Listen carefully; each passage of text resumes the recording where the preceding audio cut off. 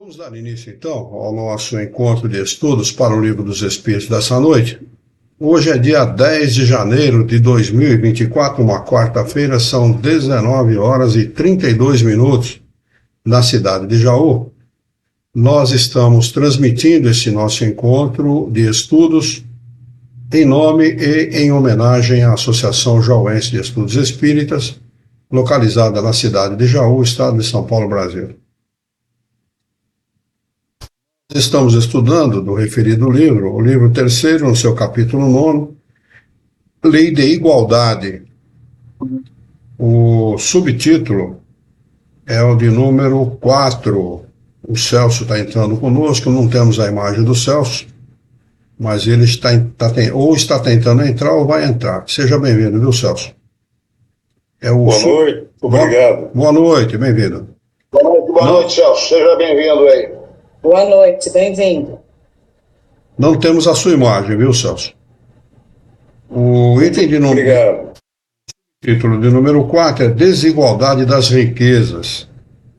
A questão que nós vamos dar início aos nossos estudos de hoje é a de número 808.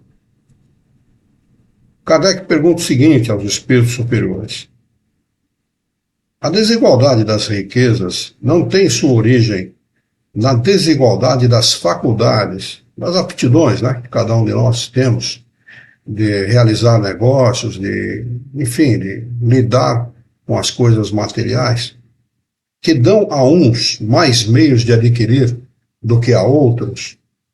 Eles respondem sim e não. É verdadeiro. Quanto mais capacidade de investir, quanto maior a capacidade de lidar com as coisas materiais, maior a facilidade da pessoa adquirir esses bens. E não, ao mesmo tempo, porque ele pode ser adquirido por meios escusos. E ele segue respondendo o seguinte: que dizes da astúcia e do roubo? Pode ser adquirido dessa forma também. A astúcia é um meio. Quanta gente não fica rico tomando aquilo que é dos outros? Né? Quantas pessoas não ficam ricas traficando drogas, por exemplo? Né? Riquíssimas, aliás, diga-se de passagem. E do roubo, né? Da corrupção, da mentira e de tantos outros subterfúgios que o homem se utiliza para adquirir os bens materiais. Questão de número 808A. Pergunta de Kardec: a riqueza hereditária, entretanto, seria fruto das más paixões?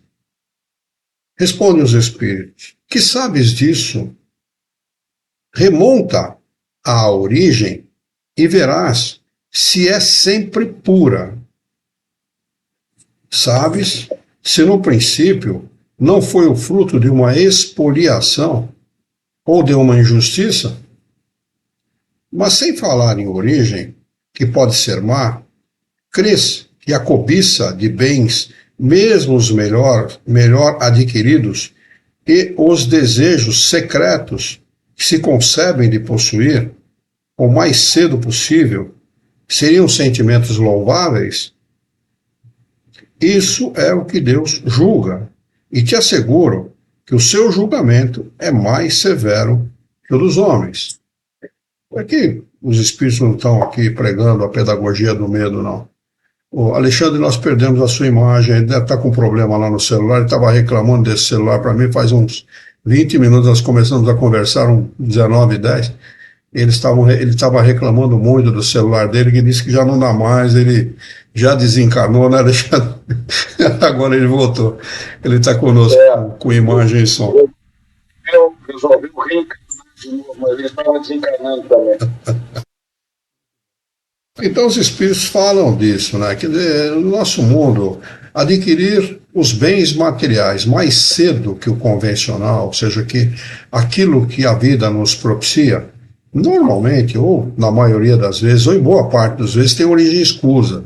Lá no começo foi adquirido de maneira escusa, através de uma expoliação, de uma injustiça e de tantos outros meios que nós conhecemos. Lamentavelmente, é isso que ocorre aqui, porque nós sabemos, por experiência própria, eu sei que para se adquirir as coisas materiais de forma lícita, leva uma vida inteira para se adquirir uma casa, uma vida inteira para se adquirir um automóvel, uma vida inteira para se ter alguma poupança, para se prevenir de alguma ocorrência que possa vir a acontecer nas nossas vidas, durante a nossa velhice. Então leva uma vida inteira. 40, 50 anos de trabalho, se não mais. Eu trabalho até hoje, né? Não parei de trabalhar nunca, faz 4 anos que eu estou há 25 anos aposentado, nunca parei de trabalhar, porque não há como parar de trabalhar no Brasil, porque aqui no Brasil você se aposenta ou você morre de fome ou morre de raiva, porque eles tiram de você tudo aquilo, expoliam de alguma maneira aquilo que você tem de provento, porque em 10 anos te tiram 50% daquilo que você tem direito, no mínimo. Então, é assim, leva 50, 40, 50 anos para você adquirir isso. E as pessoas, às vezes, jovens aí, de 20 e poucos anos, adquirem isso de forma rápida, né, de forma relâmpago, né? Então, eles dizem aqui que nem todos, mas algumas dessas fortunas foram adquiridas de forma imprópria. E ele diz aqui, no final da resposta, que o julgamento de Deus é mais severo que o dos homens. Né? Certamente o Espírito vai ter que ressarcir, não com Deus, nem com um tribunal de togados, não, aquilo que ele fez durante a sua encarnação, mas com a sua própria consciência, o que é muitas vezes mais dolorido para o Espírito do que se ele tivesse que responder a alguém. Né? Questão de número 809. Ô Celso, se você tiver alguma pergunta, alguma coisa a fazer, fique à vontade, viu? Estamos aqui à disposição dos companheiros. Obrigado. Prossiga, está muito boa a aula, como sempre. Ok. Questão de número 809. Pergunta de Kardec aos espíritos superiores. Se uma fortuna foi mal adquirida, os herdeiros serão responsáveis por isso? Eles respondem o seguinte: sem dúvida, eles não são responsáveis pelo mal que outros tenham feito. Há na Bíblia uma afirmação de que aquilo que o homem faz será pago pelos seus filhos na terceira e quarta gerações. Há essa afirmação. E muitas pessoas são preocupadas com isso, porque o que o pai fez vai recair sobre os seus filhos, seus netos e bisnetos, né? E a tradução foi muito mal feita. A gente sabe que a tradução do aramaico para o hebraico já é problemática, não é? E do hebraico para o grego, mais problemática ainda. Não é? E vocês imaginem, pegar uma tradução que já foi muito mal feita, Paula Marangoni está com que prazer, minha irmã. Quanto tempo faz que eu não a vejo por aqui? Muito prazer tê-la conosco, viu? Seja muito bem-vinda. E a Lu também está conosco, Ana Paula Marangoni e a Luciana pelo Instagram. Bem-vindas, viu? Então, essa tradução, como tantas outras, vejam lá no livro Analisando as Traduções Bíblicas. Eu já citei aqui algumas vezes, né, um excelente professor do Nordeste do nosso país, que escreveu esse livro. Ele aprendeu a falar o grego, aprendeu a falar o hebraico e aprendeu a falar o aramaico para poder pesquisar nas obras, na sua origem, né, ou seja, na Torá, aquilo que lá estava escrito, para poder fazer a tradução correta. Então, façam isso, leiam esse livro. Severino Celestino da Silva. Severino Celestino da Silva é o autor, uma pessoa, eu já estive com ele pessoalmente, uma excelente pessoa e uma pessoa comprometida com a verdade. E analisando as traduções bíblicas, para quem quiser anotar. E ele diz assim, foi mal traduzido, como tantas outras coisas que foram mal traduzidas. Ele diz assim, lá está escrito em aramaico o seguinte, que o erro do homem... Opa, deixa eu desligar aqui que tem alguém me chamando. O erro do homem será pago na terceira ou quarta geração. Aí está correto. Porque terceira ou quarta geração será ele mesmo reencarnado lá como seu neto ou bisneto. Perfeito. Não tem problema nenhum. Aí está certo. Né? Mas ninguém paga pelo erro do. Nós temos a nossa responsabilidade e a responsabilidade é individual, assim como todos os bens adquiridos. Tudo aquilo que nós tivemos direito como bens, né, adquiridos pela nossa consciência, pela nossa maneira de proceder, são nossos, inalienáveis. Assim como tudo aquilo que nós fizemos de forma equivocada. Teremos que responder sim. Questão de número 809. Desculpa. Costa da 809, né? Eles continuam respondendo assim. Eu vou ler desde o começo, é melhor. Sem dúvida, eles não são responsáveis pelo mal que outros tenham feito. Tanto mais que o podem ignorar. Mas fica sabendo que muitas vezes uma fortuna se destina a um homem para lhe dar a ocasião de reparar uma injustiça. Feliz dele se o compreender. Se o fizer em nome daquele que cometeu a injustiça, a reparação será levada em conta para ambos, porque quase sempre é este o último quem a provoca. Olha que interessante, né? Olha como a nossa conexão com os nossos parentes, nossos amigos, nós estamos todos conectados, né? Não existe o mal que atinge a cada um de nós, atinge a todos, se não de forma direta, de forma indireta. E o bem que atinge a cada um de nós também atinge a todos, né? O Hélio Ribeiro, um grande comunicador brasileiro, que acabou indo, por circunstâncias, fazer programa em Nova York, falava fluentemente o inglês, mais 4 ou 5 línguas, era um grande comunicador. Hélio Ribeiro, tem coisas dele na internet, procurem se vocês quiserem. Ele dizia assim, num dos seus comentários, eu escutava o programa dele, eu tinha 19, 20 anos de idade, já faz algum tempo, e numa das vezes ele fez a seguinte proposição. As pessoas dizem que um homem só não pode consertar o mundo. Eu digo que pode. É possível uma pessoa só consertar o mundo. Levanta de manhã e ao sair da sua casa para ir para o trabalho, dê bom dia àqueles que você nunca cumprimentou.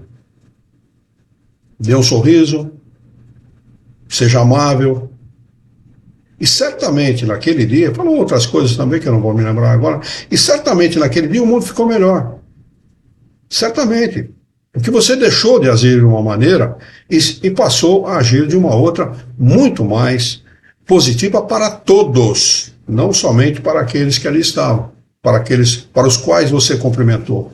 Por quê? Estudando a doutrina espírita, nós sabemos que o nosso pensamento qualifica os fluidos. Nós vivemos mergulhados no oceano de fluidos. Eles são neutros. O que qualifica os fluidos são o nosso pensamento. Um bom pensamento qualifica positivamente os fluidos que fazem parte do nosso dia a dia, do nosso ambiente de trabalho, do nosso automóvel, da nossa casa e o ambiente fluídico que nos é próprio. Tem pessoas que transpiram alegria, transpiram bom ânimo, transpiram simpatia. Não é? Às vezes, você olha uma pessoa e fala, nossa, a pessoa era feia pra caramba, simpática, né? No momento que eu comecei a conversar com ela, eu percebi que era a pessoa mais simpática do mundo. Né? Porque, independentemente da aparência dela, ela tinha bons pensamentos e qualificou positivamente os fluidos que eles são próprios e todos nós temos.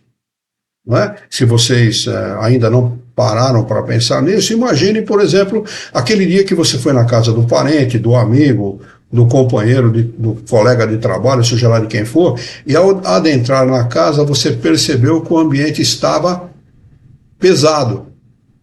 Nossa, que o ambiente estava muito pesado. O que nós chamamos de ambiente pesado nada mais é que aquele mal-estar causado pelos fluidos que ali estão, qualificados mal por uma discussão, por um desentendimento que pode ter acontecido um pouco antes de nós adentrarmos aquele ambiente. Isto vale para o ambiente de trabalho, isto vale para a sala de um colega de trabalho, para um automóvel que nós adentrarmos, vale para qualquer situação. Se não, vejamos, toda vez que nós entramos numa igreja, seja ela qual for, católica, evangélica, nós nos sentimos bem. Por quê?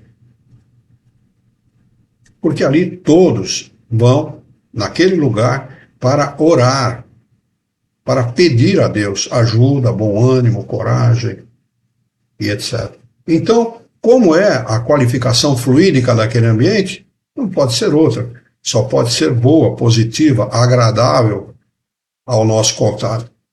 E assim sucessivamente. Então, todos nós estamos ligados e podemos participar da vida de todos de maneira positiva. Basta que nós desejemos isso. Questão de número 810. Se não houver nenhuma dúvida a respeito daquilo que eu comentei, nós vamos prosseguir. Questão de número 810. Pergunta de Kardec aos espíritos superiores. Sem fraudar a legalidade, podemos dispor dos nossos bens de maneira mais ou menos equitativa. Quem assim o faz é responsável depois da morte pelas disposições testamentárias. Isso é complicado. Kardec fez uma pergunta para os espíritos muito complicada. Mas eles respondem o seguinte: toda ação traz os seus frutos, ou consequências. É só vocês trocarem frutos aí por consequências, que dá no mesmo. Os das boas ações são doces, e os das outras são sempre amargos. Sempre entendei bem isso. Então, muito apropriada a resposta dos espíritos, porque é bem isso mesmo. Uma ação testamentária visa proteger o patrimônio de alguma forma em benefício daqueles que são sucessores do proprietário, né? E se a origem daquilo não for legítima, então esta ação terá a sua consequência, né? Que pode ser boa. Como? Não, desculpa, pode concluir. Desculpe. Que pode ser boa ou má, né? Em decorrência daquilo que ele ensinou para os seus herdeiros. Porque, conversando uma vez com um desencarnado, um espírito guia, ele, referindo-se a uma determinada pessoa, muito rica, por sinal, ele disse assim: o pai dele lhe ensinou a ser rico, mas não lhe ensinou a ser humano. Então, olha a consequência daquilo que nós podemos fazer com as nossas riquezas, educando mal um herdeiro, orientando-lhe de forma equivocada. Porque os bens materiais não são o propósito da vida, nem deveriam ser, né? Não é fim. Bem material, riqueza, não é fim, é meio. Nunca será fim. Sempre será meio, porque nós somos espíritos imortais. Nosso propósito sempre será, ou deveria ser, e sempre será, a vida espiritual, os bens espirituais, porque esses são imperecíveis, como a gente costuma comentar. Quer comentar alguma coisa, Alexandre? O que eu iria comentar nessa questão da herança, nunca contentaremos, porque a realidade é muito simples, né? Aquilo que é justo para você, na condição de provedor da herança, né, de gerador da divisão, via de regra, normalmente não é o justo para o outro, ou para os teus herdeiros. Mas aí, por questões, evidentemente, de interesse pessoal de cada um deles. E eu acho que o que fica claro aqui é um ponto interessante. É aquilo que a tua consciência, na condição de responsável pela herança, o que você acha justo. Ah, mas se eu estiver doando ou passando de forma injusta. Bom, aí discute-se juridicamente, é outra questão, né? Mas eu me refiro que a tua consciência, muitas vezes, se a tua consciência agir com justiça, eu estou falando de uma consciência que haja com justiça, não de uma consciência injusta. Aí sim, aí não há o que discutir. Se você está conscientemente justo, né, daquilo que você está fazendo, não há o que os outros questionarem. Meu ponto de vista. Sim. Os bens materiais sempre trazem problemas. Sempre. Sempre. Questão de número 811, se eu não estou equivocado. 811. 811. Pergunta Kardec aos espíritos superiores: a igualdade absoluta das riquezas é possível? E existiu alguma vez? Resposta: não. Não é possível. A diversidade das faculdades e dos caracteres se opõe a isso. Quer dizer, lembrando daqueles que pretendem que todos sejamos iguais perante os bens materiais. Isso nunca vai acontecer. Nunca. Não de forma legal, de forma legítima. Nunca isso vai acontecer. Isso é utopia. Né? Utopia de gente preguiçosa, de gente que não tem... Bem, deixa eu falar. Questão do número 811A. Pergunta: há homens, entretanto, que creem estar nisso o remédio para os males sociais. Que pensais a respeito? Olha a resposta dos espíritos superiores a esse respeito. São sistemáticos ou ambiciosos e invejosos.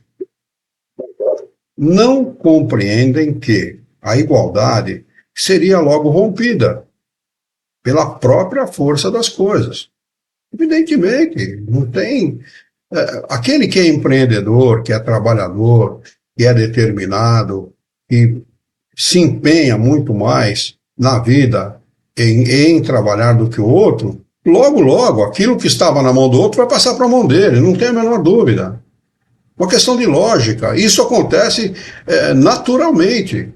Não precisa ninguém impor isso. E, aliás, nós devemos colocar aqui, fazer justiça àqueles que têm dinheiro, àqueles que são ricos e empreendedores, que são eles que geram riqueza e trabalho. Não é o pobre. Porque o pobre muitas vezes se limita, ou é limitado, ou se limita. Não é empreendedor, não é trabalhador. Nós vemos essa diferença, essa grande diferença entre o trabalhador brasileiro e o trabalhador norte-americano, por exemplo. Para o trabalhador norte-americano não existe feriado, fim de semana, família, horário, não existe absolutamente nada. Férias, 13º, 14º, 15º, como tem os nossos políticos, etc. Não existe nada disso. Trabalham em tempo integral. São remunerados à altura, adquirem os seus bens materiais de forma justa e honesta, têm uma vida material boa. Eu não estou aqui me referindo à vida espiritual, não é? Mas tem uma vida material boa, diferentemente do nosso trabalhador, que não vê o momento de deixar a empresa e trata o seu patrão como seu inimigo. O patrão é inimigo dele. É impressionante como o brasileiro ele tem uma mentalidade tacanha e atrasada a esse respeito. O patrão é muito mais empregado dele do que ele empregado do patrão. E se o patrão falhar, ele simplesmente pode arrumar outro emprego, mas o patrão vai arcar com todas as responsabilidades da sua falha. Não é? Eles continuam: não compreendem que a igualdade seria logo rompida pela própria força das coisas. Combatei o egoísmo, porque essa é a vossa chaga social, e não correi atrás de quimeras. Ele chama isso de quimera. O que gerou guerras, distúrbios, assassinato de mais de 100 milhões de pessoas no mundo, por essa ideologia, eles chamam de quimera, e sempre é uma quimera mesmo. Né? Nunca será aplicada ao nosso mundo, não. Ao nosso mundo, absolutamente nunca. Porque nós temos uma coisa aqui chamada egoísmo. Eu me lembro, com a queda do Muro de Berlim, não me lembro agora a data, mas acho que foi na década de 80 ou início da década de 90, se eu não me engano. Quem tiver a data... 89, acho, né? 90 é alguma coisa? 89, né? Alguma coisa do gênero. A Globo fez uma reportagem houve muita conversa a respeito do final do comunismo e tal, o que não aconteceu, evidentemente, e a Globo fez uma reportagem na Rússia, naquela época União Soviética, depois tornou-se Rússia, né? E eles constataram que os dirigentes, os mandatários do país, tinham casas, tinham mansões. E eles mostraram que nessas mansões havia todo o luxo dos ricos do capitalismo. Todo o luxo. Não tinha diferença nenhuma. Pelo contrário, mostraram uma, eu não lembro de quem era, né, falou de quem era e tal, mas que até um cinema havia dentro da mansão, para eles assistirem os filmes que eles proibiam que o povo assistisse. Né? Então a realidade, a utopia da igualdade das riquezas, da pretensa igualdade social, isso nunca vai acontecer no nosso mundo. Enquanto houver egoísmo, não. E que o egoísmo deixar de existir e que nós nos preocuparmos com o bem-estar do próximo, o bem-estar geral, o bem-estar da comunidade, então talvez nós tenhamos uma igualdade maior, né? Uma distribuição maior das riquezas e ninguém vai passar necessidade por aquilo que é mínimo necessário para se viver. Porque nós não precisamos de muito para viver. Né? Precisamos do mínimo necessário para ter dignidade, nos alimentarmos adequadamente, etc. Né? Questão de número 812. Pergunta de Kardec aos espíritos superiores. Se a igualdade das riquezas não é possível, acontece o mesmo com o bem-estar? Resposta: não. Mas o bem-estar é relativo a cada um. Desculpa, é relativo, e cada um poderia gozá-lo se todos se entendessem bem. Porque o verdadeiro bem-estar consiste no emprego do tempo de acordo com a vontade, e não em trabalhos pelos quais não se tem nenhum gosto. Como cada um tem aptidões diferentes, nenhum trabalho útil ficaria por fazer. O equilíbrio existe em tudo, e é o que em tudo, e é o homem quem o perturba. Aqui tem um rodapé do professor José Herculano Pires, que diz o seguinte: no mundo de hoje, este problema já vem provocando tentativas de solução. Trata-se do aproveitamento das vocações, cujo desperdício sistemático acarreta perdas consideráveis à economia social e profundo desequilíbrio nas estruturas da sociedade. É verdadeiro isso, tanto que no tempo que o professor escreveu isso, já há algum tempo atrás, hoje em dia é muito mais verdadeiro. Né? As escolas fazem isso antes do último ano do terceiro colegial, né? Sabe? Cuidando para que os alunos descubram as suas aptidões e enveredem por aquele caminho, né? Facilitando e muito a própria vida do aluno, né? Porque realmente as aptidões são diferentes mesmo, não há como negar isso, né? Há aqueles que às vezes descobrem essas aptidões depois que se aposentam, né? Acabam descobrindo essas aptidões que imaginaram nunca ter, né? Ou nunca poderam ter exercido, por isso que nunca descobriram que tinham. Né? Questão de número 812A. É possível que todos se entendam? Resposta dos espíritos superiores. Os homens se entenderão quando praticarem a lei de justiça. O que é a lei de justiça ou da justiça para Jesus? É o respeito que cada um temos uns para com os outros. Isso é justiça. Respeitar o direito alheio. Né? Na maioria de nós não respeita, os governos não respeitam, as autoridades não respeitam o direito do próximo. Cada um quer impor a sua maneira de pensar e de agir. Então, ainda vai um tempo, e não serão os próximos 100 anos, não, que vai corrigir isso. Questão de número 813. Há pessoas que caem nas privações e na miséria por sua própria culpa. A sociedade pode ser responsabilizada por isso? Resposta sim. Já o dissemos. Ela é sempre a causa primeira dessas faltas. Parece duro dos espíritos essa afirmação, mas não, é verdadeiro. É verdadeiro, porque nós não cuidamos das crianças. Nós não cuidamos desta cabeça nascente lá no início, da formação dessa cabeça lá no início. Né? Se priva as crianças de todas as necessidades, se impõe às crianças todo tipo de necessidade que nós, como adultos, sequer suportaríamos, e depois a gente quer que elas sejam um bom adulto, um adulto produtivo. Não vai ser nunca. Porque ela tem frustrações que não foram vencidas. Até a maneira de se criar, a maneira muitas vezes pelas quais os pais se utilizam para criar os seus filhos são equivocadas. Quantas vezes um vizinho meu fez isso na minha frente uma vez, eu, de certa forma, lhe chamei a atenção, ele chamou o filho de burro. Fulano, você é burro. Falei, Fulano, não haja dessa forma. Você está oprimindo a sua criança, você está dizendo para ela que ela não é capaz, e não é verdadeiro isso. Isso não é verdadeiro. Quantos pais oprimem as crianças dessa forma? E eles não são mais os maus pais. Como esse meu vizinho não é um mau pai, pelo contrário, um excelente pai. Né? Mas, no momento errado, utiliza-se de uma palavra errada que pode causar um prejuízo psicológico, um prejuízo emocional pelo resto da sua vida da criança, pelo resto da vida da criança. Né? Como será esse adulto? E o oposto a isso é justamente a superproteção, né? Não, pior ainda, superproteção nunca, né? Somente para homem, né?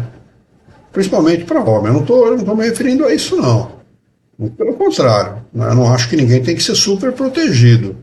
Mas é muito o elogio, no momento certo, no momento apropriado, não com exageros, mas no momento apropriado, ele é muito positivo para a criança. Filho, eu te amo.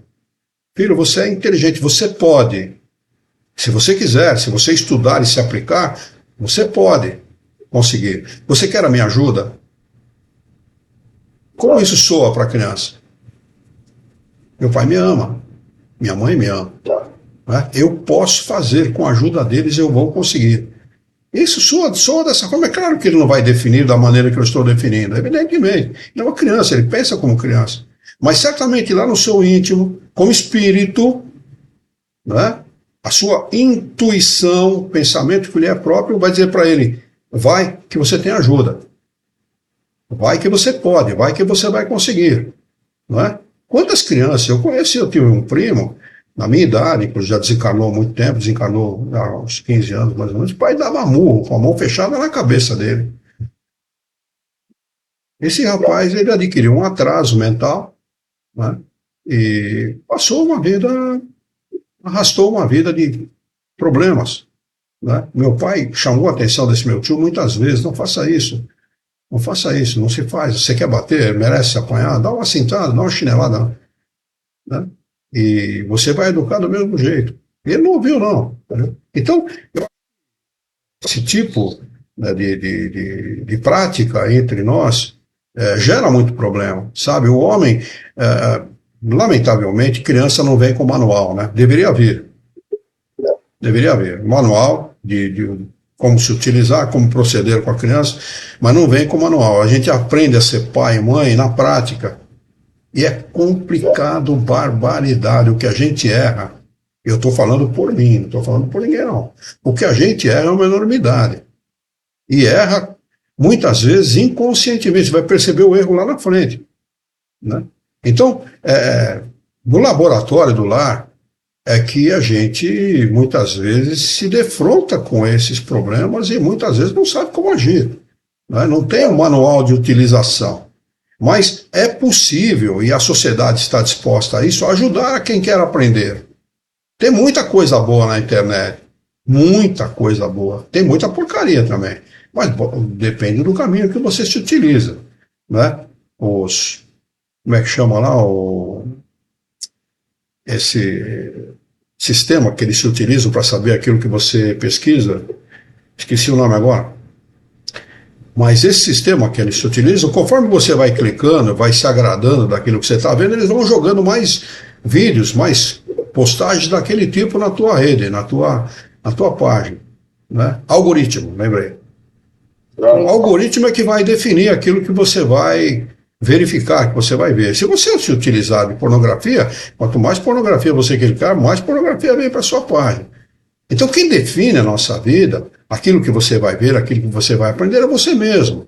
Você pode definir pelo bom, pelo positivo, e pode definir também por algo ruim, por algo produtivo para você como espírito, como ser humano também, né? Então, é possível dar novos rumos para a educação das nossas crianças e para nós mesmos.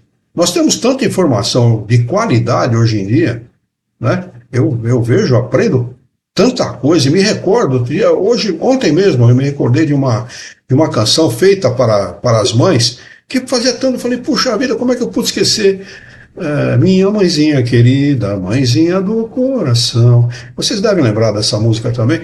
Uma música, poxa, eu cantava na escola para minha mãe, no Dia das Mães, né? E tanta coisa boa que a gente pode verificar na internet. Eu estou citando uma coisa boba aqui, né?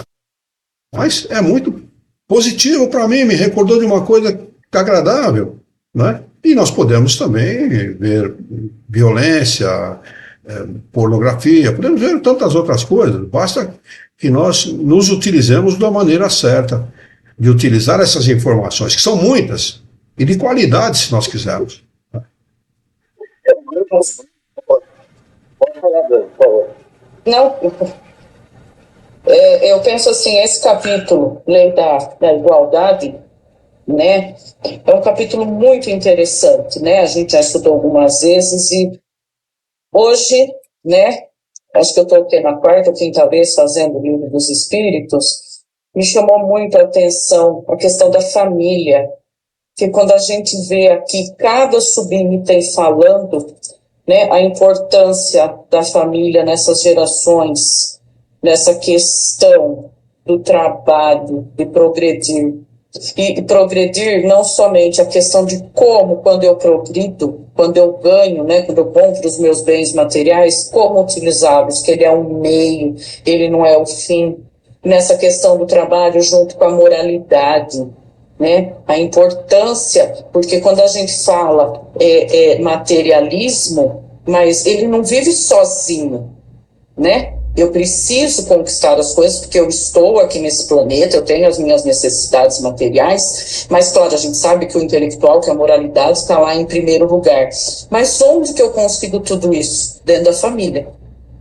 Dentro da família. E a escola, hoje, eu como educadora há mais de 25 anos, eu vejo que ficou em primeiro lugar, e não é primeiro lugar. O primeiro lugar é a família. Sempre. Né? Então, a cada item que eu estou lendo aqui, que a gente está estudando, e está numa forma tão clara, né, que eu vejo que quando o ser humano ele quer que todo mundo ganhe igual, vive igual, é porque, sinceramente, ele não quer fazer nada.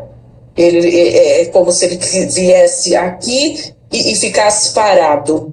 Essa sensação que eu tenho. Esforço, precisa se esforçar, precisa querer mais, precisa ajudar as pessoas, precisa ajudar o entorno. Quando eu falo as pessoas, não são pessoas que estão longe, pessoas da própria família, da própria vizinhança. As palavras têm um poder, né, grande dentro disso. Isso sim, a escola, pelo menos a que eu estou, trabalha muito com essa questão do linguajar, de você é capaz, você pode, levanta, põe um sorriso no rosto, vai em frente. Isso eu aprendi muito também no Centro Espírita.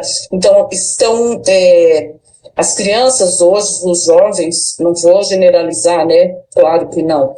Mas a maioria necessita desse bom dia dentro da família, desse você pode, você consegue, tenta de novo, né? Por que que uns ganham mais, outros menos? Isso é natural, será sempre assim. Isso eu aprendi com a minha avó. Isso é meritocracia. A pessoa levanta cedo, a pessoa batalha, a pessoa é justa, é digna, né? É direito dela. Então, quando vem para mim, são falácias de todo mundo ganhar bem, todo mundo tá junto. E aí, quem é que vai fazer essa ponta pra gente? Então, eu vejo que é um capítulo assim, né? Das vezes que eu estudei hoje, está me chamando muito a atenção aqui. muito bom, muito objetivo, e que as famílias precisam realmente ter essa consciência, né? Do bem material é um meio, é necessário, mas junto a ele caminha ali a minha moralidade, a minha conduta, a justiça, realmente a lei da justiça. E só para concluir o que a Dani falou e o que o Luiz disse anteriormente, eu acho que o grande problema no seio familiar hoje, e quando eu falo hoje eu já me refiro de umas décadas para cá, porque na nossa época a educação era um pouco diferente, por mais ríspida que fosse, por mais rigorosa que fosse, por mais que a sintoterapia ela agisse, ela agia com rigor, os nossos pais eram mais rigorosos. Hoje o grande problema no seio familiar é o extremismo. Quer dizer, o extremismo em que sentido, né? Do ponto de vista educacional, né? Ou seja, ou você é super protetor ou você nem sabe que tem um filho em casa. E aí se dá as confusões todas que nós vemos aí dioturnamente na nossa vida. Só para dar o laço final a esse tema. É isso mesmo. A Dani pegou um gancho, você também, muito importante. A família é a origem de tudo. Família é a origem de tudo. Todos os problemas e todas as conquistas têm origem na família. As soluções estão aí. Por isso que os espíritos respondem que paternidade é uma missão. Uma missão.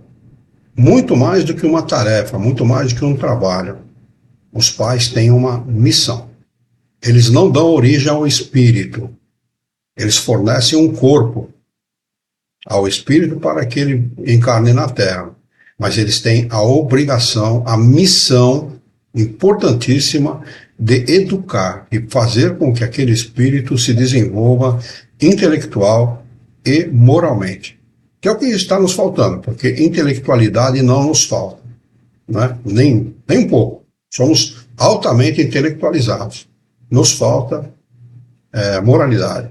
E toda vez que o homem se separa da moralidade, ele acaba se tornando escravo de si mesmo. Muito bem. Eu acho que nós não lemos a 813, é isso? Eu acho que é, né? Ah, não, lemos sim. Lemos sim. Nós não lemos toda a resposta. Eles continuam respondendo o seguinte: pois não lhes cabe velar pela educação moral de seus membros? É frequentemente a má educação, olha aí, Dani, a confirmação daquilo que nós estamos conversando. É frequentemente a má educação que falseia o critério dessas pessoas, em lugar de aniquilar-lhes as tendências perniciosas. Todos nós encarnamos ou reencarnamos. Encarnamos quando da primeira vez, reencarnamos quando já é mais de uma vez. Neste planeta, com más tendências. Todos nós. Não tem bonzinho aqui. Todos nós, não é? De uma forma ou de outra, reencarnamos aqui para vencermos essas más tendências. E quem é? Quem é o buril dessa tarefa? Nossos pais. A mamãe, de quem eu estou me lembrando muito esses últimos dias, nós chegávamos perto dela, muitas vezes aconteceu comigo, falava assim: mãe, você? Ela falava: hã? Você? Hã? Ah, não, a senhora? Tá bom, agora pode falar. Quer dizer, o que isso tem de importante? Parece que não tem nada de importante, né? Mas é extremamente importante. Uma coisa chamada hierarquia, disciplina, extremamente importante. Eu não chamo ninguém, e a Daniele é prova disso, nenhuma pessoa, não me refiro a nenhuma mulher de você, eu me refiro às mulheres de senhora. Sempre. Como está a senhora, como vai a senhora, como está a sua família. Sempre dessa forma, que eu recebi essa educação. É princípio. Eu trago esse princípio do lar, de casa. Né? Então, tudo isso que nós trazemos como princípio, vem dos nossos pais, vem do nosso lar. E é preciso que os pais se conscientizem dessa tarefa importantíssima da disciplina, da hierarquia, do bem proceder, de dar bons exemplos. Isto é o mais importante. Jesus de Nazaré foi pródigo nisso. Ele ensinava através das palavras e exemplificava ao mesmo tempo tudo aquilo que ele ensinava. Ele foi o campeão do exemplo. Exemplificava tudo aquilo que ele ensinava.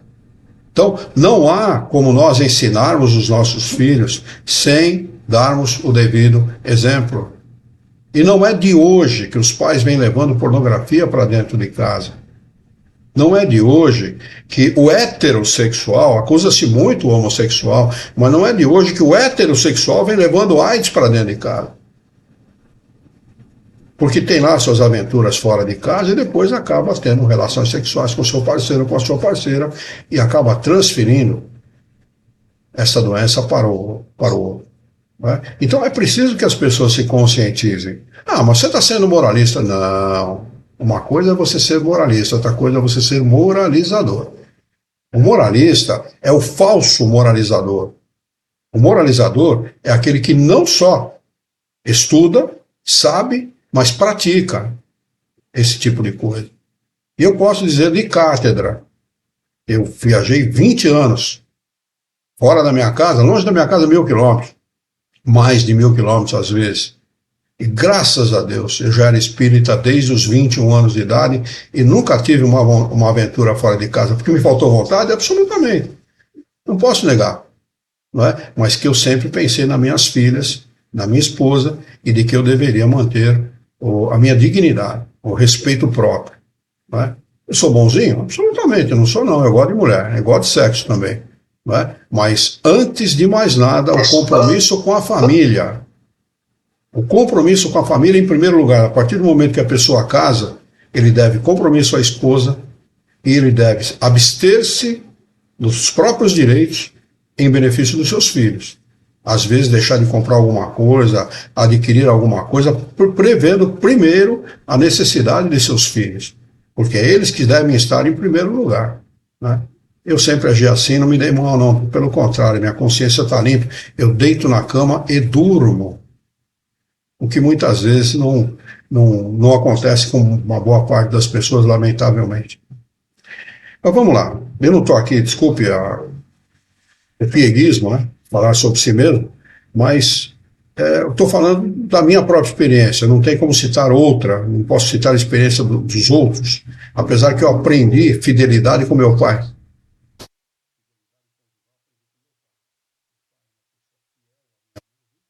Fiel, eu vi determinadas circunstâncias em que ele me ensinou isso. Muito bem. Item de número 5, o subtítulo de número 5, provas da riqueza e da miséria. Se vocês tiverem alguma... Esse vai ser... Esse é extraordinário, né? Vai ser interessante. Se vocês tiverem alguma pergunta, alguma dúvida do que nós acabamos de estudar, senão nós vamos passar para esse subtítulo. Muito bem. Pergunta de número 814. Por que Deus concedeu a uns a riqueza e o poder e a outros a miséria? Resposta dos espíritos superiores a Kardec.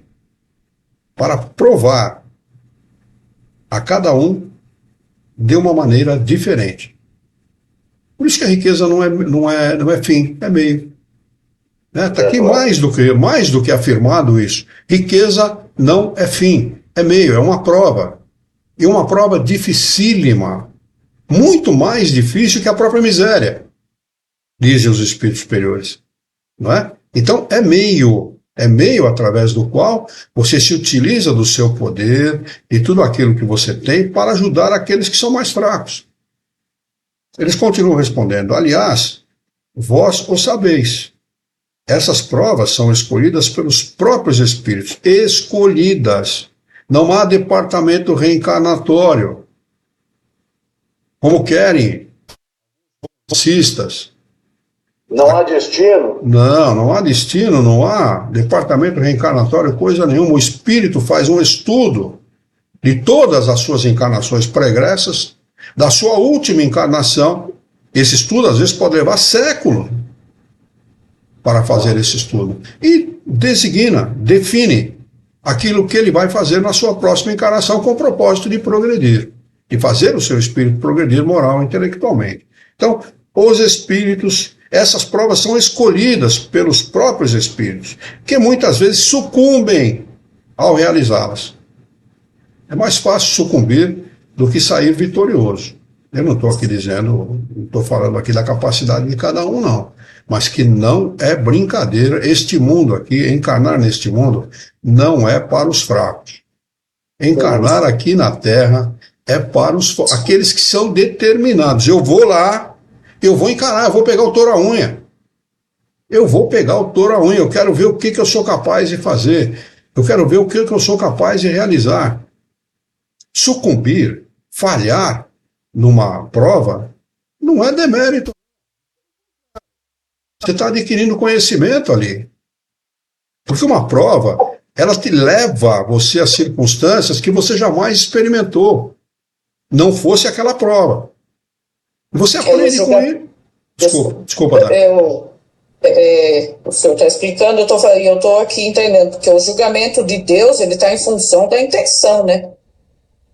Exatamente. É em função da prova que nós aprendemos. Ninguém, olha, eu vou citar aqui uma frase que eu ouvi uma vez de uma pessoa e eu achei muito justa. Nenhum avião decola a favor do vento. O avião só decola contra o vento. Isto vale para aplicar na nossa vida como espíritos. Somente através das contrariedades, somente através das dificuldades que nós conquistamos, que nós decolamos. Ou seja, que nós progredimos como espírito. Não é? Então, vale para nós os deméritos, talvez não, mas as dificuldades, falir numa prova, muitas vezes, é mais produtivo do que outra coisa que você poderia conquistar. Não é? É claro que nós não queremos falir numa prova, falir numa missão que Deus nos dá, é que é evidente. Os espíritos superiores não falem. Afirmação dos próprios espíritos que ditaram a Kardec, não sou eu que estou falando, não. O espírito superior não falha, tanto que Kardec não falhou na sua missão. Né? Mas nós, espíritos imperfeitos, falhamos sim. E não tem problema nenhum. A gente, lá nos nossos estudos que nós fizemos antes de encarnar, nós escolhemos 7, 8 provas, vai saber 10. E às vezes não realizamos nenhuma. Enveredamos por um outro caminho. Eu decido agora que eu vou, sei lá, conhecer música, sei lá, fazer qualquer outra coisa, menos aquilo que eu defini. Vai mudar alguma coisa no progresso do espírito? Absolutamente. Ele vai voltar para o mundo espiritual, vai tornar-se um espírito livre do corpo, vai ficar em estado de erraticidade, livre, sem corpo físico, e vai, com a ajuda dos bons espíritos, tornando-se um espírito humilde, é claro, com a ajuda dos bons espíritos, vai definir uma nova encarnação. E certamente, numa delas, ele vai ser vitorioso. Certamente, isso é fatal, a soma de 1 mais 1 nunca vai dar 1,5, nem 3, é sempre 2. Até ele atingir uma determinada reencarnação, as provas todas almejadas. Né? Exatamente, evidentemente. Olha, tanto isso é verdade, que nos mundos superiores, nos mundos felizes, né, os espíritos ainda progridem. Eles não têm mais provas nem expiação a vencer. No mundo de regeneração ainda tem. Esse que nós, se Deus assim o permitir, no futuro, sei lá, daqui quantos mil anos, nós iremos. Né? Mas nos mundos felizes, eles ainda aprendem. Tanto que a missão dos espíritos felizes é virem a mundos como o nosso inspirar o bem. Então, o espírito está sempre em franco progresso. Né? Nós fazemos o nosso progresso de uma forma muito lenta. Né? É de uma forma vagarosa, lenta. Mas eles não, eles fazem de uma forma bastante rápida. Tanto que dali do mundo feliz ele vai para o mundo perfeito. Ou seja, para mundo nenhum. Ele se torna um espírito perfeito. Ele não tem necessidade de estar em mundo nenhum. Não tem um mundo específico para estar. Não é? É assim que a coisa funciona. Mas nós podemos sair de uma refrega, vamos dizer assim, numa encarnação, e com muito mais conhecimento do que nós tínhamos na anterior, com certeza. Agora eu tenho para mim, Luiz, que o nosso progresso, eu falo aqui o progresso dos encarnados, ele é muito maior, é muito mais rápido quando nós estamos no estado de erraticidade. Sei errado o raciocínio. Eu me refiro quando nós desencarnamos, o estado de erraticidade é infinitamente maior. Eu não sei se essa afirmação ela é exata, Alexandre. Eu sei que os espíritos dizem que nós progredimos nos dois estados, tanto em estado de erraticidade quanto em estado como encarnado. Mas o que a gente pode falar com certeza é o seguinte: nós aprendemos muito mais em estado de erraticidade. Não sei se isso significa progresso, tá bem, como espírito, tá bem? Mas que a gente aprende muito mais porque o espírito aprende em horas aquilo que ele leva, o desencarnado, que está em estado de erraticidade, aprende em horas aquilo que o encarnado leva anos para aprender. Ok. Né? Então isto vai ter um peso muito grande, porque quando a gente encarna ou reencarna num planeta, a gente vai trazer eles como bagagem. E todo conhecimento significa capacidade de discernimento. Separar o que é bom daquilo que é mal. Então, isto é positivo. Mas eu não sei se ele progride efetivamente, porque progredir é progredir nos dois sentidos, intelectual e moral. E não há como progredir moralmente senão encarnar. Nós temos aqui a presença da Isa. Bem-vinda, viu, Isa? Deixa eu dar uma acenada para ela aqui no Instagram. Bem-vinda, viu? É bom tê-la conosco. E também do Jefferson, lá pelo Facebook. Bem-vindo, Jefferson. Uma boa noite para você também. Alguma coisa a discutir ainda, Alexandre, a respeito do que eu falei? Não, tá tranquilo. Tá bem. Questão de número 815. Qual dessas duas provas é a mais perigosa para o homem? A da miséria ou a da riqueza? Resposta dos espíritos superiores. Tanto uma como outra. A miséria provoca a murmuração, a reclamação. O cara reclama de tudo, né? Toda vez que o cara reclama, pode ter certeza que ele está numa prova difícil. Murmuração contra Deus, contra a providência. E a riqueza leva a todos os excessos. Eu não sei o que é pior. Eu julgo a riqueza. A riqueza como muito pior. Né? Porque o excesso, ele vai levar ao acúmulo de comprometimento. Né? Eu não sei se o sujeito imprecar contra Deus, reclamar contra ele, leva a tantos comprometimentos quanto aos excessos que podem ser cometidos com o acúmulo de dinheiro. Não sei. Né? Eu concordo com você. Mas é complicado. Não é brincadeira. Mas eu concordo com você. Eu acho que a riqueza é muito mais complicada. Né? Acredito que sim. O risco de você errar com o dinheiro é ínfimo.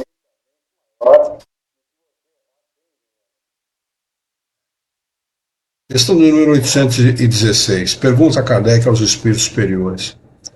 Se o rico sofre mais tentações, não dispõe também de mais meios para fazer o bem? Kardec é perfeito nas suas perguntas, né?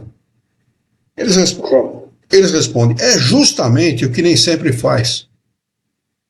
Torna-se egoísta, orgulhoso e insaciável. Suas necessidades aumentam com a fortuna e julga não ter o bastante para si mesmo. Kardec acrescenta a seguinte explicação, acréscimo de explicação. A posição elevada no mundo e a autoridade sobre os semelhantes são provas tão grandes e arriscadas quanto a miséria. Olha, complicado, hein? Sujeito que tem poder. Por quê? Quanto mais o homem for rico e poderoso, mais obrigações tem a cumprir. Maiores são os meios de que dispõe para fazer o bem e o mal. Deus experimenta o pobre pela resignação e o rico pelo uso que faz dos seus bens e do seu poder. A riqueza e o poder despertam todas as paixões que nos prendem à matéria. Aí que está a complicação. Aí que está a complicação. Uma vez eu, entrevistando um espírito num trabalho de desobsessão, ele dizia que aquela propriedade era dele. É minha, aquela terra é minha. Como é que pode estar lá? Eu vou perseguir todos aqueles que estiverem lá. A terra é minha, a propriedade é minha. Ele não raciocinava de outra forma. Estava desencarnado há muito tempo, há mais de 100 anos. Olha o que é a ação dos bens materiais sobre o nosso pensamento. Como provavelmente nós fomos assim em outras oportunidades. Pensamos assim, agimos assim, provavelmente, até poder aprender, chegar no momento em que nós estamos. Deus experimenta o pobre pela resignação e o rico pelo uso que faz dos bens e do seu poder. A riqueza e o poder despertam todas as paixões que nos prendem à matéria e nos distanciam da perfeição espiritual. Foi por isso que Jesus disse, abre aspas, em verdade vos digo, é mais fácil um camelo passar pelo fundo de uma agulha do que um rico entrar no reino dos céus. Fecha aspas. Muito bem, nós encerramos esse subtítulo e estamos às 20 horas e 34 minutos. Passou muito rápido, hein? Eu achei que não era tempo de encerrar os nossos estudos ainda não. Mas passamos aí 3 minutos de quando nós iniciamos. A Marlene Branco está conosco. Boa noite a todos. Gratidão. Nós é que estamos gratos pela sua participação, Marlene. Chega mais cedo na próxima vez. Nós iniciamos os nossos estudos às 19h30, todas as quartas-feiras, viu? É um prazer tê-la conosco. Muito bem. Se não houver nenhuma pergunta, nenhuma dúvida a respeito daquilo que nós estudamos até agora, o Celso que está aí conosco também, se não tiver nenhuma pergunta, e os companheiros lá pelo YouTube, pelo Facebook, quiserem perguntar alguma coisa, nós vamos fazer a nossa prece de encerramento.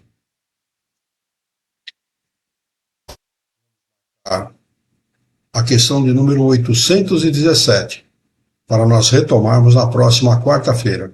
Questão 817, ok? Ok.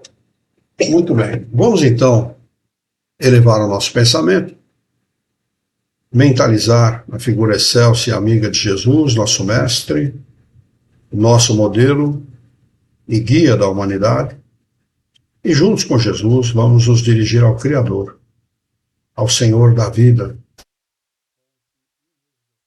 paz, de amor, de bondade, de misericórdia e justiça, para agradecê-lo muito pela oportunidade de aqui estarmos reunidos em seu nome, para discutirmos as questões propostas pelo Livro dos Espíritos dessa noite. Queira o vosso amor, a vossa bondade, a vossa misericórdia, e tenhamos bom ânimo, coragem, determinação, ideias renovadas, alegria de viver e muito entusiasmo. Trabalhar, sermos úteis à sociedade em que vivemos e, desta forma, dignificar a vida. Dá-nos ainda, Senhor, a coragem para que possamos, por nós mesmos, orientar a própria existência por um profundo e sincero respeito pelo nosso próximo. Em teu nome, Jesus, em nome dos bons espíritos, em nome do nosso diretor espiritual e sua equipe, nós declaramos encerrado o nosso encontro de estudos dessa noite. E que assim seja.